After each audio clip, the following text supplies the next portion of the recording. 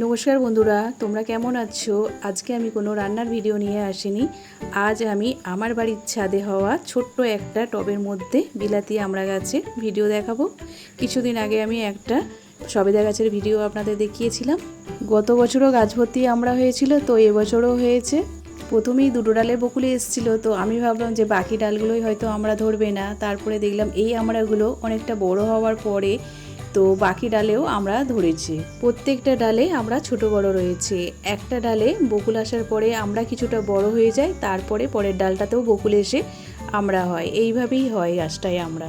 একদিকে ভালো যে একসাথে সব আমরা বড় হয়ে যায় না। তো আজকে আমি বড় আমড়াগুলো তুলে নিলাম, আবার কিছুদিন বাদে আর একটা ডালের আমরা বড় হয়ে যাবে, সেখান থেকে তুলতে পারবো। তো নিজের বাড়ির গাছে যখন ফল ফুলে ভরে ওঠে না বন্ধুরা, তখন দেখতে কিন্তু খুবই ভালো লাগে।